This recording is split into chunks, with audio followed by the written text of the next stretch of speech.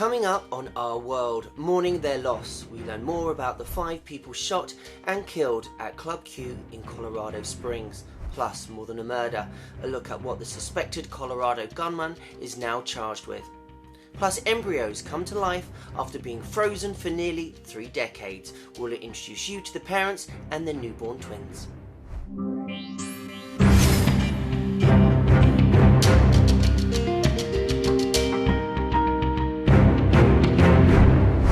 Welcome to Our World, I'm Stephen Walker.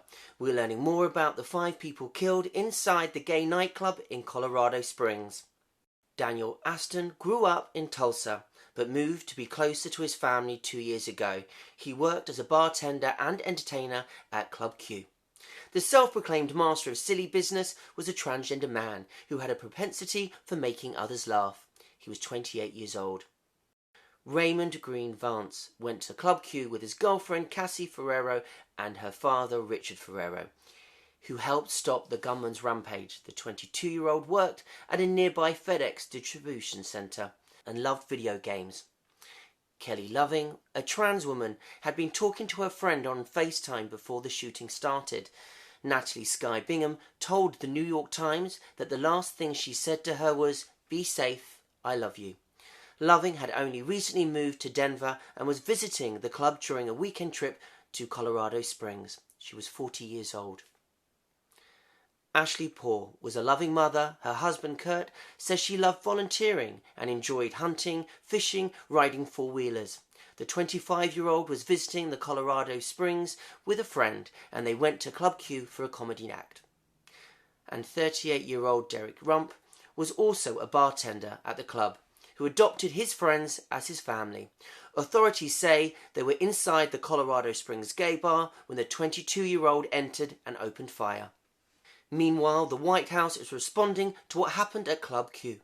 The president has personally thanked Richard Ferrero, the Army veteran who took down the alleged gunman inside Club Q. I will add, the president just moments ago spoke to Richard and his wife Jess. He offered his condolences to them, and also there's his support, and talk through what it's like to grieve.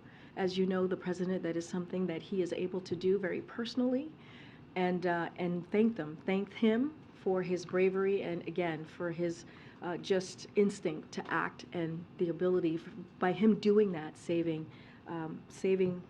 maybe dozens of lives. GLAAD is on the ground in Colorado Springs supporting the LGBTQ community.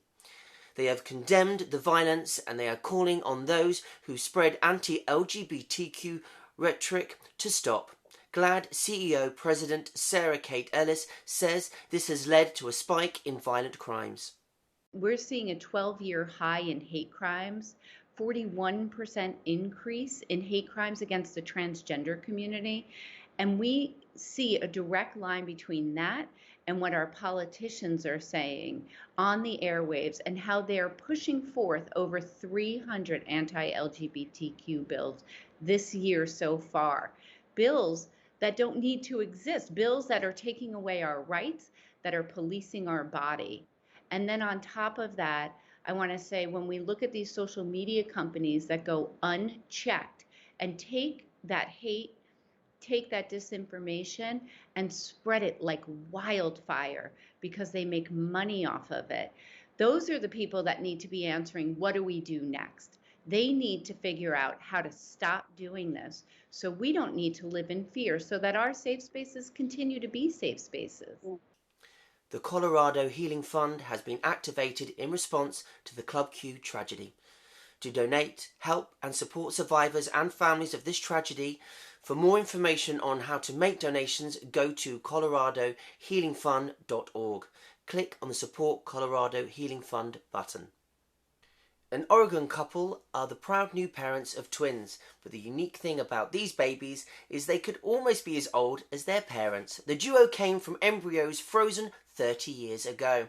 It's believed they were the longest frozen embryos to ever result in a live birth. The embryos were created in 1992 for an anonymous married couple using in vitro fertilization. The Advocate Channel's Dr. Sanjay Gupta shows us the journey through embryo donation. President In April of 1992, more than 30 years ago, the world was a lot different. Bill Clinton was running for president. Phones looked like this. I was 23 years old, and at a small clinic, these embryos were frozen, suspended in time at nearly 200 degrees below zero, waiting patiently at the National Embryo Donation Center in Knoxville, Tennessee. That is until just a few weeks ago, when twins Timothy and Lydia were born to Rachel and Philip Ridgway of Oregon. When we heard about embryo adoption, we thought that's something we would like to do, and it's something we think we're able to do. Adoption refers to living children, and it's a judicial order. It's a legal process by which a parent-child relationship is created when it did not previously exist. Dr. Sigal Klipstein is a fertility specialist in Chicago and chairs the American Society of Reproductive Medicine's Ethics Committee.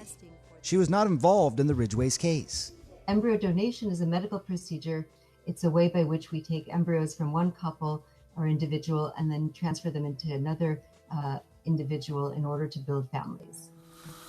Freezing embryos is not a new technique. In fact, the first baby born from a frozen embryo was back in 1984.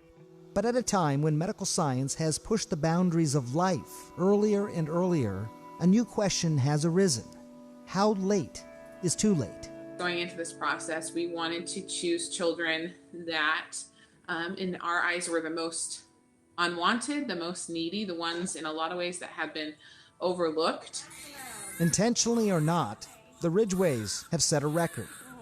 After 29 years and 10 months, the donated embryos are believed to be the oldest embryos ever to result in a live birth. We weren't looking to get the oldest embryos that have been frozen the longest in the world. We just wanted the ones that have been waiting at the NEDC the longest. NEDC is a faith-based center. The center says they have now facilitated more than 1,200 births through donated embryos. And according to the Society of Assisted Reproductive Medicine, the number of donated embryos has steadily climbed from about 1,000 a year in 2013 to about 2,100 in 2020, of which around 40% result in a live birth. Dr. Gordon hands me my picture, and I see the three of them, and then he said, multiples, can cause problems in pregnancy, and so he goes, so at this point, I would recommend just transferring two. We'll put the third in the freezer. You guys can come back for it. And so I looked back at Dr. Gordon and started to get teary-eyed and said, no, you've just showed me a picture of my three children. I have to have them all. I didn't think we would get triplets. I figured that the most likely outcome would be a singleton pregnancy. But during an ultrasound, they discovered they were having twins. We don't think there's any risk to freezing embryos that's related to the number of years that the embryo is frozen. We have been cryopreserving embryos for nearly 40 years, and there's not been an increased risk to the babies or to the pregnant women. What makes the embryo a good quality oftentimes is the age of the woman at the time that she donated eggs. And so the younger the woman, the more likely that embryo is going to be chromosomally normal.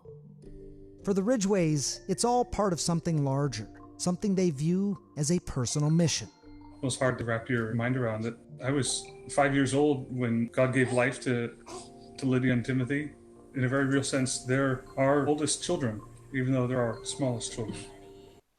The Ridgways have 4 other children who were not conceived through IVF or donors. Thank you for joining us for Our World. The Advocate channel is streaming now on Roku, Fire TV, Apple TV and Android TV. You can also download our app on your Android and Apple devices and watch anytime at advocatechannel.com.